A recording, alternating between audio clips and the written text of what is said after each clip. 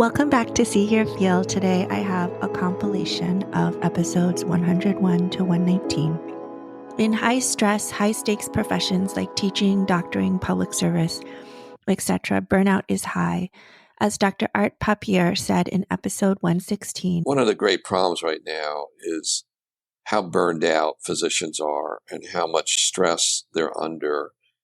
It's difficult to combat burnout, which is a system problem, as I discussed with Dr. Michi Shinohara in a past episode. But one thing that can help is emotional intelligence. We are all leaders in various situations in our lives as friends, parents, mentors, teachers, doctors, and on and on. Dr. Dean Gianakos emphasizes in episode 119. I don't know how you can possibly be a successful leader without having emotional intelligence, meaning being able to identify the emotions that you're experiencing. Interestingly, although love is not one of the original basic emotions described by Dr. Paul Ekman, I do think love is important.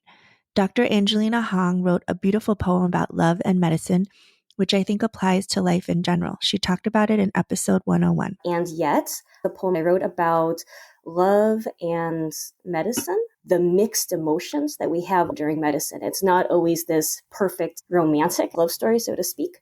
For me, I think love in the field of medicine, it's interesting to me because just by nature of the craft of being in the hospital, there's so many different levels of interactions and relationships that can happen, not just with patients, but also between doctors, between residents to students, and so on. There's a lot of opportunities for relationships and communication there.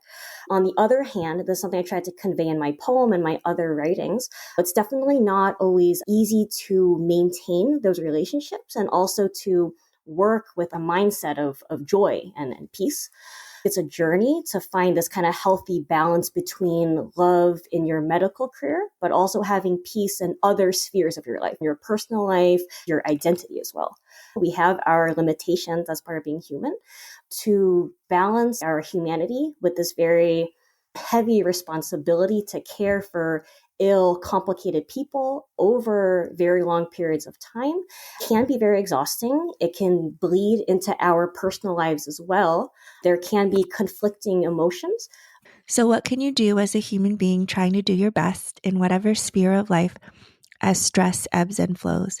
As Cass Sunstein asks in episode 102, how do we make life resparkle? How do we combat habituation to the good things that surround us? Here are Cass Sunstein's comments on habituation versus dishabituation. So habituation is decreasing sensitivity to stimuli, and it's something we share with cats and dogs and rats and horses and much smaller and more primitive organisms where changes are very noticed. Whether they're fantastic. The first year of marriage, people see a vault in their well-being. Afterwards, they tend to return to where they were before.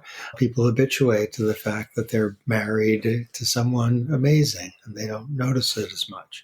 Dishabituation happens when something to which we have gotten used to suddenly resparkles.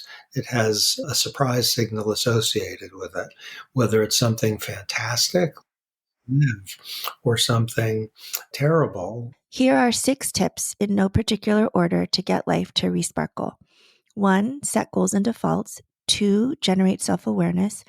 3, recognize the narrative you create is really just the narrative you created. 4, cultivate your relationships. 5, admit your limitations. 6, seek beauty. We'll go through them one by one. First off, number 1, set goals and defaults. Or in other words, manage your calendar. Dr. Mitesh Patel says in episode 103, I try to do a couple of things. I try to set goals. I think carefully about the defaults, what makes it easier or less easier for me to do. I try to set certain reminders and calendar things in so that I'm forced to make decisions about things that I otherwise might put off. Number 2, look within, self-awareness, pay attention. Dr. Ron Stott says in episode 104, I think you have to notice that something isn't working. I think you have to notice that there's pain points in your life that just are holding you back, keeping you from having the life that you want, from even seeing what you really want. That pain point is really the first thing people have to recognize. In other words, I'm not happy. or my life's not working the way that I want it to, or I don't know what I'm feeling, I'm not breathing. And so you have to pay enough attention. You have to slow down enough to notice I'm not breathing. You have to recognize I want more.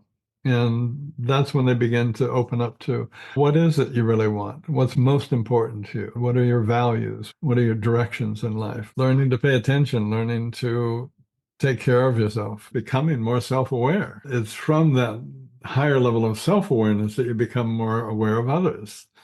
And in that connection and awareness of others, you discover that your relationship with yourself is really reflected in your relationship with others. The more healed and whole and self-accepting and loving you are, the more that is mirrored with others, the more patient you are, the more supportive. Number 3, realize your narrative is really just your own narrative. Dr. Richard Carr says in episode 105, unrelenting standards makes you a very critical person. So if I'm suddenly being very critical, I have to remember that thought in my head is just electrical activity. It's not real. I'm making up a judgment on something that doesn't exist. Shakespeare said there is nothing good or bad, but thinking makes it so. I could give an example. For example, let's say I'm walking down the street and I see a baby run over by a car. Yes, quite a dramatic example. And I would have an immediate visceral response, wouldn't I? An immediate physical response. And then I run up to the baby to do resuscitation or try and help. And I see that it's just a rubber doll and not a baby.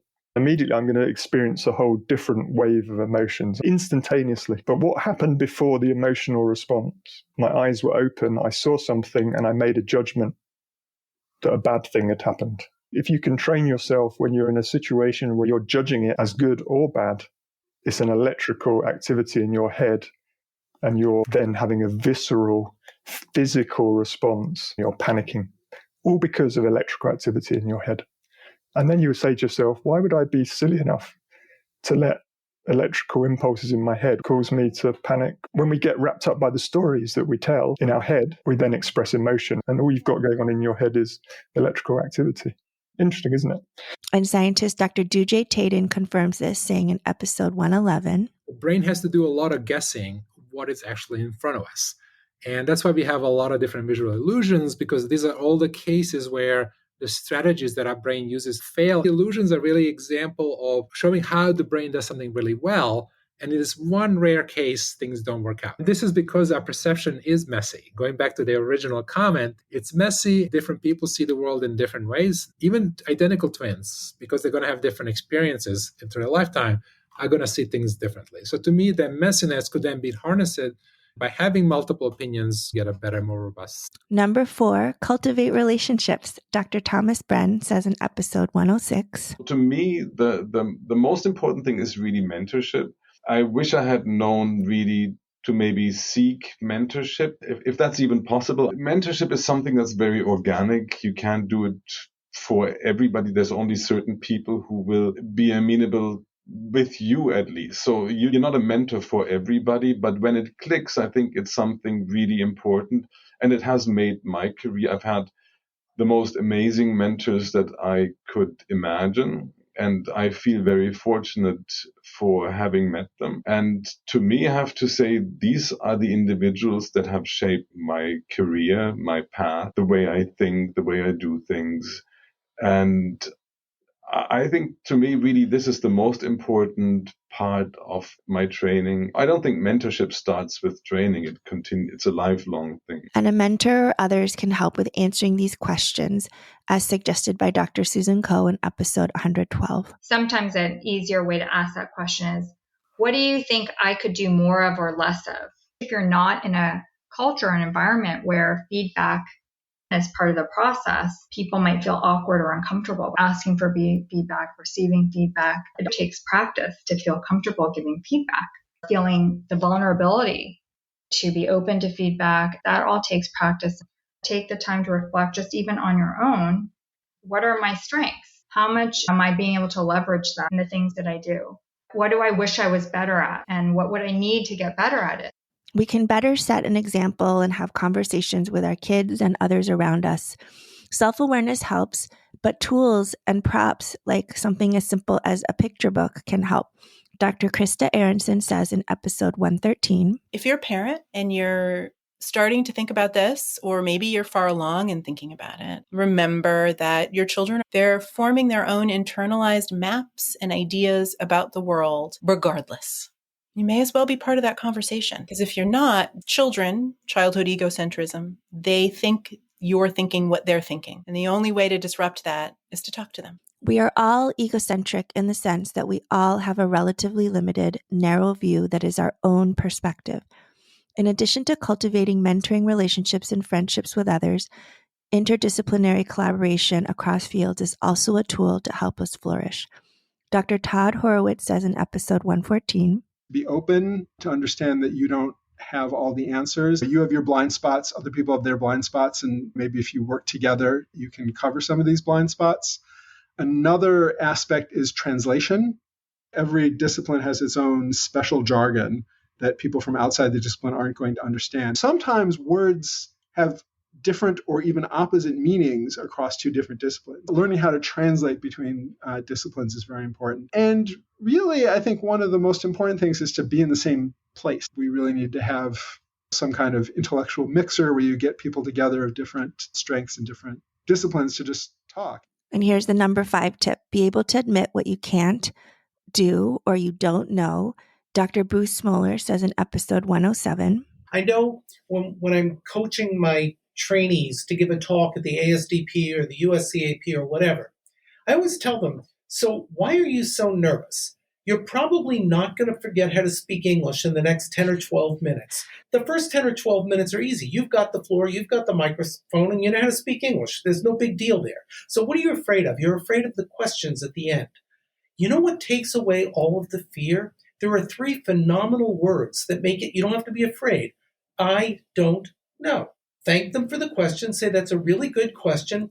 Honestly, I don't know the answer to that. I'd be happy to take it offline and discuss it with you. I'd be happy to go home and look it up and get you an answer. I don't know. What's wrong with I don't know? As soon as you take your ego out and you accept the fact that nobody on earth knows everything, be comfortable about what you do know and be comfortable about what you don't know and just accept it. And lastly, number 6, recognize beauty. As Dr. Ricardo Nuila says in episode 109, arts and humanities are geared toward beauty. They look at different slices and depths of life. You know, how do I put this? An example that I would say is that if you're a musician and you trained your ear, you'll hear a certain like rhythm caused by a truck driving around, and you'll be like, that's really interesting. And you'll start to think about how that can shape your own music.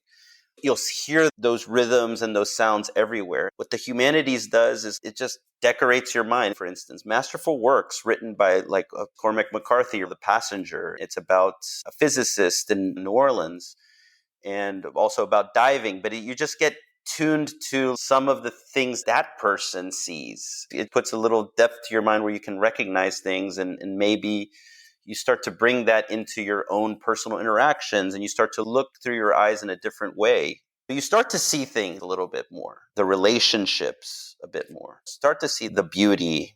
That's the architecture that I'm talking about that the humanities gives you, this architecture for meaning that you can grasp and you can tap into. It's a hard life out there, I feel, but it's also a beautiful life, and we have to see those and balance them. I hope listening to this can give you ideas on how to better flourish in your life, whether at work or away from work. Many of these tips tie into having meaning in life and relate to Viktor Frankl's book, Man's Search for Meaning, in which I think he suggested that major ways to find meaning include work, love of others, or in other words, relationships, and beauty. Thank you for listening, and please do follow this podcast, rate it, and share it with others if you are willing.